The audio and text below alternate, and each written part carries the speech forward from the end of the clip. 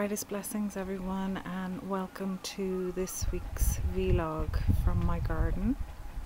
It's Sunday the 5th of July and it is a little bit wet today, but it's a welcome rain because we've had a lot of sun this week and the garden definitely needs some watering. And it's good, it feels like a natural type of cleansing, and I think this week a lot of us energetically have been feeling a little bit tired, maybe frustrated, not sure what's really going on, and our energy seems to be up and down, where we get bursts of really lots of amount of energy and we get stuck into what we're doing, and then all of a sudden it stops and we're really tired and we have to rest a lot. This seems to be the case since the full moon for me and for the rest of my family and for some other people I know. But surrendering and allowing it to happen is part of this change process we're all in. So just relax and know that you are exactly where you're supposed to be, and everything, even though some of it might be a little bit scary to you, if it's new things that are happening to you, may feel a little bit strange, but it's all good. We see that the moon moves into the sign of Pisces later on today, which means that a lot of emotional stuff may come up for some of us.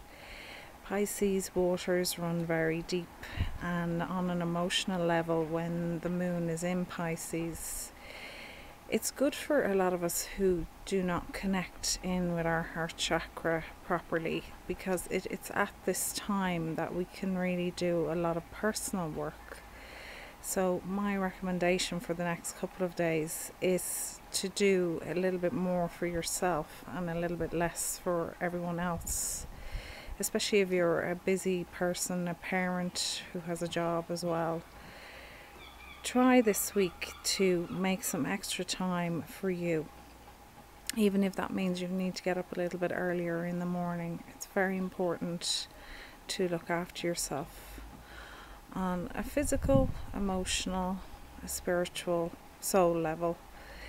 And the reason being is that we are being all asked to look at where we are in life and what we want to pursue, what our true desire is, and that may stem back to something from your youth where you knew you were passionate about something, but maybe along the way life took over and you never pursued what that was that you wanted to do with your life. So maybe think about that this week and put some really deep thought and on an emotional level as well, and connect in with your higher self. If you're someone who can do meditation, try doing a little bit more this week and keeping a journal about it. I am running an online workshop at the moment. It's a weekly workshop every Wednesday, but you can join in at any time and begin week 1. It's for the inner child, and it's for dealing with things that may have happened in your childhood that have affected you on some level or another. And by doing this workshop, you could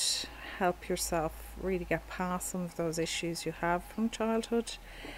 and help you down the road of discovering your true path. It'll help for many people who are struggling with many different things, because most of us begin to learn a way of dealing with things in our childhood, and that could be learned behaviour from our parents, from teachers, or from just situations that we found ourselves in where we might have felt frightened, and we began to use a technique which may not necessarily have been good for us,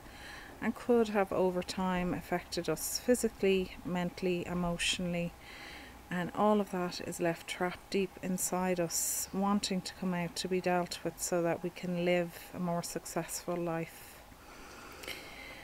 And I really feel that my workshop does help on so many levels, because each video, there's 3 videos per week, And the first video is just talking about different parts of childhood, and the second video is about showing you how to do a ritual and to build an altar for yourself, your personal inner child, and yourself as well. And the third part of the video series is a meditation where I guide you back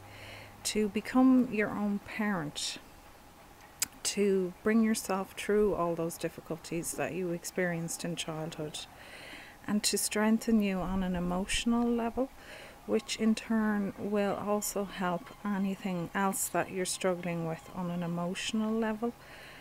or physical level that could have begun in childhood. So by doing this kind of work, it's very difficult because it brings up a lot of deep emotions, but it's also a very cleansing and nice thing to do for yourself, because it means over time that everything you learn how to deal with, then when other things come up where you would have used old patterns or old techniques to deal with certain situations, you'll begin to change how you look at things, change how you deal with things, and know that you can deal with them, that everything in life does bring up certain amounts of fear, and things can be scary in our life, and we try to use different ways of coping with it. But when you're very balanced on an emotional level, when your brain is working to stay in balance, then we find better ways of dealing with things. And I think looking at the inner child is a great way to start. And the guided meditations really do help bring you on a deep level down into looking after yourself, looking after that inner self and the childlike self, and nurturing yourself and bringing yourself back to your true self, to the person that you want to be, the person you need to be.